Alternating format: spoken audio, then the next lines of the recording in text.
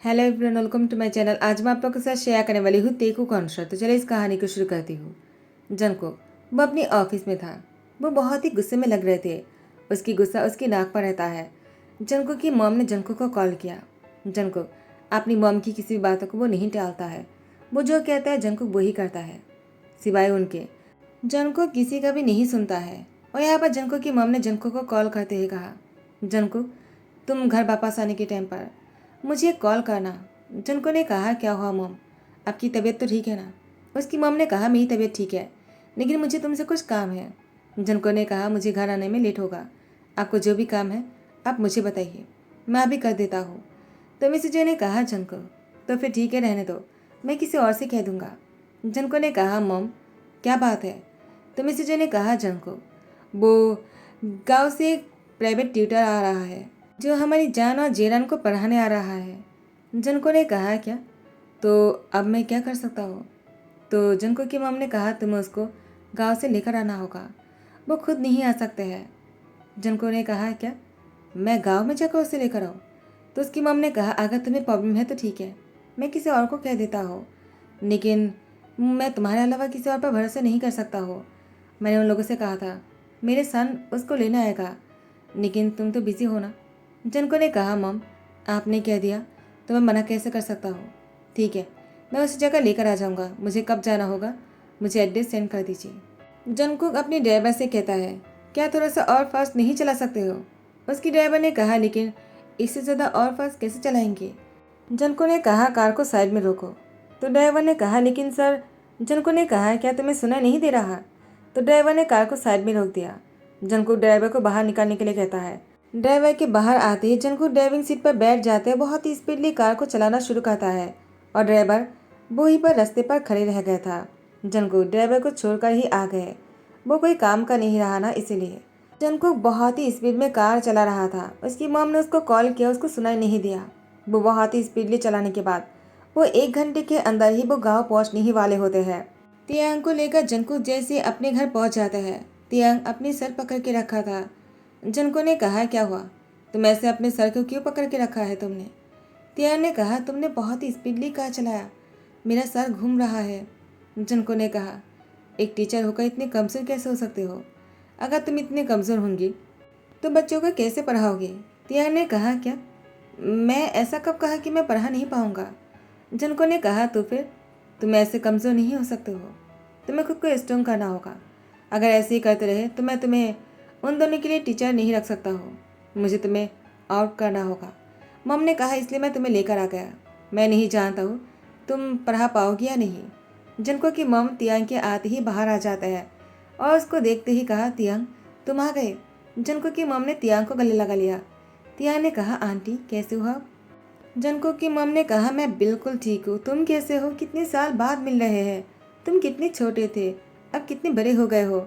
Tian ने कहा, बहुत साल हो गए हैं ना, लगभग 10 साल बाद हम दोनों मिल रहे हैं। जनको ने कहा, आंटी मम क्या आप लोग एक दूसरे को पहले से जानते हो? मिसेज जो ने कहा, वो मैं तुम्हें बताना भूल गया जनको, तियांग और मैं एक दूसरे को बहुत पहले से जानते हैं, क्योंकि तियांग मेरी सहेली की सन है। जनको ने कहा, लेकिन आपने मुझे पहले नहीं बताया था। जनको की मम ने कहा, वो मैं तुम्हें बताना भूल गया।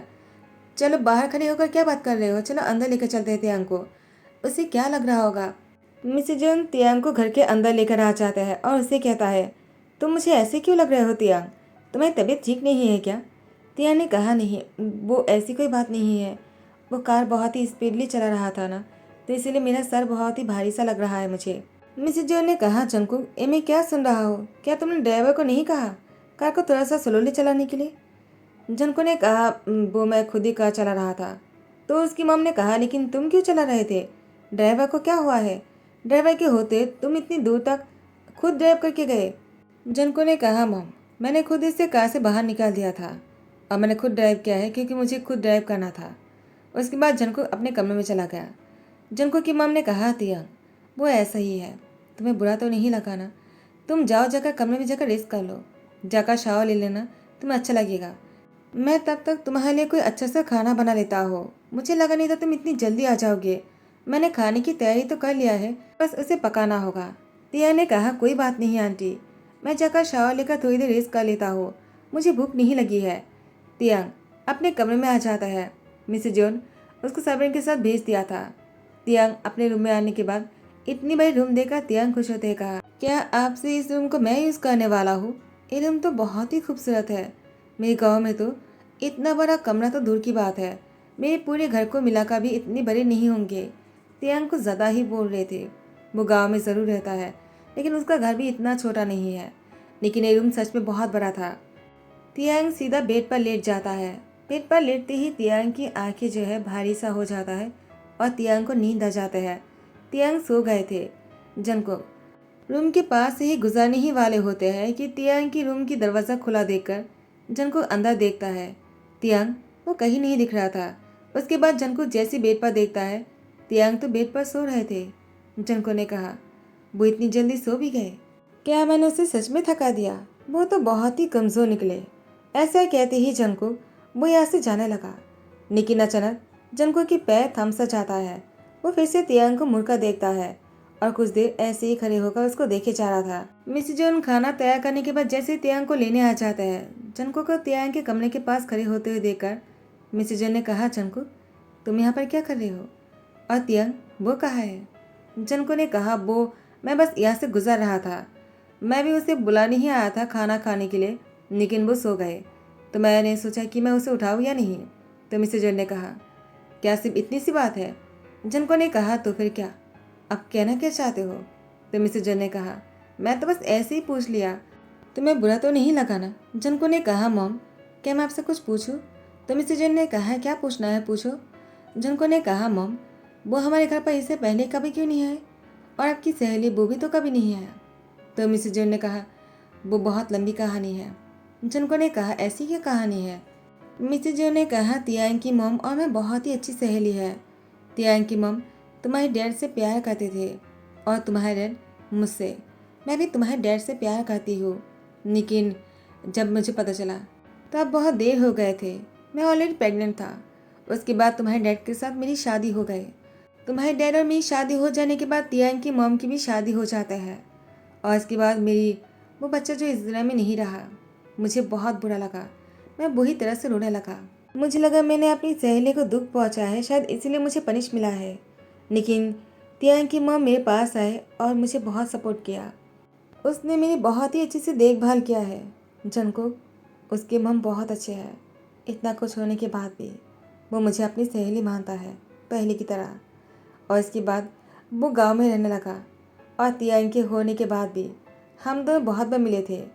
तुम तब बहुत ही एरोगेंट थे। तुम किसी बात भी नहीं करना चाह रहे थे। तुम्हारे डैड ने तुम्हें अब्रॉड लेकर गए। उस टाइम पर मैं तुम्हें हमेशा मिस करता था और इसी टाइम पर तियांग की मम मेरे पास तियांग को लेकर आ जाया करते थे और उसी टाइम पर तियांग के साथ मेरी बहुत ही अच्छी लगाव हो जाता है।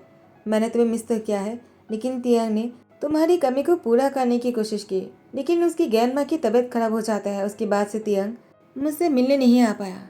तियांग बहुत ही अच्छा लड़का है। वो बहुत ही समझदार भी है। तियांग जैसा कोई हो ही नहीं सकता है। तियांग मुझे बहुत पसंद है।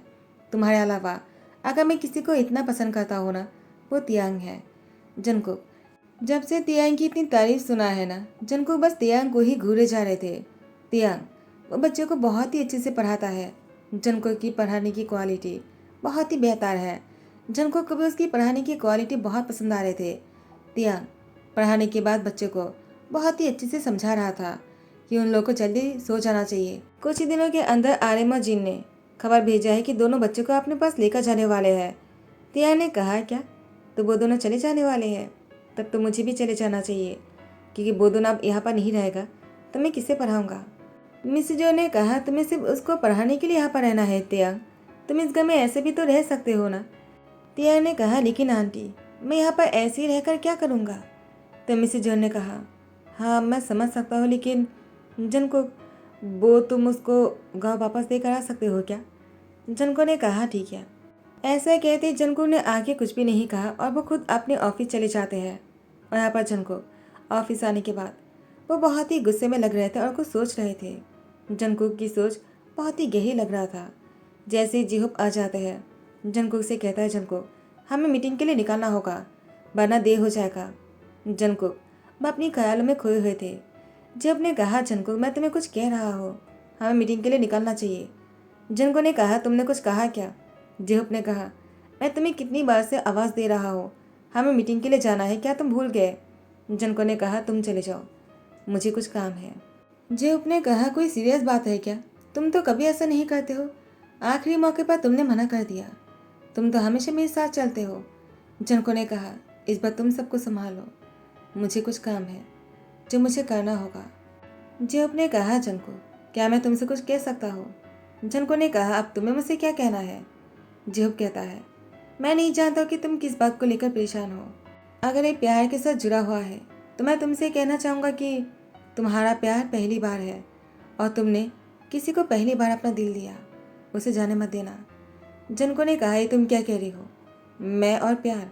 जेहूप ने कहा, जनको, तुम्हारी आंखें देखकर मैं समझ गया हूँ। हाँ, तुम बताना नहीं चाहोगे, लेकिन आंखें झूठ नहीं कहता है। जनको वह अपनी नज़र चुराने लगा। जेहूप ने कहा, ठीक है, मैं मीटिंग संभाल लूँगा और तुम अपना काम पूरा करो। मैंने जो कहा उसको याद रखना। जनको तियांग को गाँव वापस देकर आने वाले हैं। तियांग वो कार में बैठे हुए थे लेकिन जनको को देख नहीं रहा था। और जनको वो ड्राइव तो कर रहा था लेकिन तियांग को ही देखे जा रहे थे। तियांग ने कुछ देर से नोटिस किया, उसके बाद तियांग ने जनको को देखते हुए कहा, क्या हुआ, तुम मुझे ऐसे क्यों देख रहे हो और तुम आज बहुत ही स्लोली ड्राइव क्यों कर रहे हो? क्या तुम्हारी तबीयत ठीक नहीं है जनको? अगर ऐसी बात है तो तुम मुझे टैक्सी बुला दो, मैं टैक्सी में चला जाऊंगा। जनको कार को एक साइड पर रोक देते हैं। तियांग को लगा जनको सच में तियांग को टैक्सी में उठाने वाला है, लेकिन ऐसा बिल्कुल नहीं था। जनको तियांग की नज़दीक आने लगा। तियांग की हार्ट बीट बहुत ही तेज़ हो जाते हैं और अचानक जनको तियांग की लिप पर किस कर बैठा। तियांग खुद भी शौक थे और जनको जब तियांग खुद को जनको से छुड़ाने की कोशिश कर रहा था तो जनको ने तियांग की हाथ को और भी टाइटली पकड़कर उससे फोर्सफुली किस करने लगा। उसकी बात हो तियांग वो खुद भी जनको को खुद से अलग करने की कोशिश नहीं कर रहा था और थोड़ी ही देर में जनको तियांग से अलग होते कहा, तुम वापस मत जाओ। जनको की तरफ तियांग देखते हुए कहा, लेकिन मुझे वापस क्यों नहीं जाना चाहिए? जनको ने कहा, क्योंकि मैं नहीं चाहता कि तुम यहाँ से जाओ। तियांग ने कहा, लेकिन जनको तियांग को वापस से अपने घर लेकर आ जाता है। जनको की मॉम ने कहा, जनको तुम इतनी जल्दी वापस कैसे आ गए? जनको ने कहा, मॉम वो तो मिसेज जो ने कहा, तियांग कहाँ है? तुमने उसको अच्छे से घर तो पहुंचा दिया है ना जनको? जनको ने कहा, मॉम मैं तियांग को उसके घर नहीं पहुंचाया। उसकी मॉम ने कहा, लेकिन तुमने ऐसा क्यों किया है? तियांग को तुम घर नहीं पहुंचाया तो क्या तुमने उसको टैक्सी में बैठा दिया? जनको मुझे तुमसे ये उम्मीदें नहीं था। तियांग कार से बाहर आ जाते हैं और मिसेज जोन के गले लग जाते हैं। मिसेज जोन तियांग को देखकर खुश हो जाता है और कहता है, तियांग तुम गए नहीं? तियांग ने कहा, नहीं मुझे। उसके बाद जनको ने कहा, मॉम मैं तियांग से शादी करना चाहता हूँ। मुझे नहीं पता कैसे और कब और आप क्या करने वाले हो, लेकिन जितनी जल्दी हो सके मुझे तियांग से शादी करना है। मिसेज जॉन जनको के मुँह से तियांग से शादी करने के बाद सुनकर वो खुशी के मारे जनको से कहता है, क्या तुम सच कह रहे हो? मुझे यकीन नहीं हो रहा। तियांग तुम्हें कोई प्रॉब्लम तो नहीं है ना मेरी जनको से शादी करने में? तियांग बहुत ही ब्लश कर रहा था। तो मिसेज जॉन समझ जाता है कि तियांग को भी शादी में कोई प्रॉब्लम नहीं। तो मिसेज जॉन ने तियांग की मॉम से कॉल में बात कर लिया और उसके बाद दोनों की शादी की डेट फिक्स कर लेते हैं। तियांग के पेरेंट्स भी जनको के घर आने वाले हैं और तियांग और जनको की शादी बहुत ही जल्दी में होने वाले हैं। थोड़ी ही दिन में दोनों की शादी की तैयारी बहुत ही धूमधाम से हो जाते हैं और फाइनली आज तियांग और जनको की शादी है। शादी बहुत ही अच्छे से हो रहा था। अचानक जनको वो तियांग की हाथ पकड़कर सेंटर में लेकर आ जाता है। तियांग ने कहा, है तुम क्या कर रहे हो? तुम करने के वाले हो? तियांग को लगा शायद जनको तियांग से पता नहीं क्या कहने वाला है, लेकिन जनको तो अचानक अपने घुटनों पर बैठ जाते हैं, जो देखकर तियांग की आंखों में आंसू आ गया। जनको इससे पहले किसी के सामने भी इस तरह से अपने घुटने टेक कर नहीं बैठा। तियांग के सामने वो घुटने टेक कर बैठा हुआ था और अपने हाथ को आगे बढ़ाकर तियांग के सामने रिंग देते हुए कहा, क्या तुम मेरे साथ बुरा होने के लिए तैयार हो? तियांग की आंखों में आंसू आ जाते हैं और तियांग बुरी तरह से रोने लग जाता है। जनको ने कहा, क्या मैंने कुछ गलत कह दिया? तियांग जनको के गले लग जाते हैं। उसके बाद जनको तियांग की पीठ पर सहलाते कहा, आई रियली लव यू। तियांग ने कहा, मुझे भी तुमसे बहुत प्यार है। वो रो तो ही कह रहा था तो सब लोग हंसने लग जाते हैं। जनको ने तियांग की हाथ पर यानी उसकी उंगलियों पर अंगूठी पहना दिया और दोनों ने शादी कर लिया।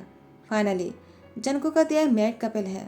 जनको को कब दिया से इतना प्यार हुआ, जनको खुद भी समझ नहीं पाया। लेकिन प्यार ऐसा ही होता है जो पत्थर को भी पिघला दे। और जनको वो तो इंसान ही है ना। तो इसी के साथ ही ध्यान कहता हूँ, आई होप कि आप लोग को पसंद आया होगा। अगर पसंद आया तो लाइक कमेंट शेयर करना मत भूलना, सब्सक्राइब कर देना। Thank you so much, bye bye, take care.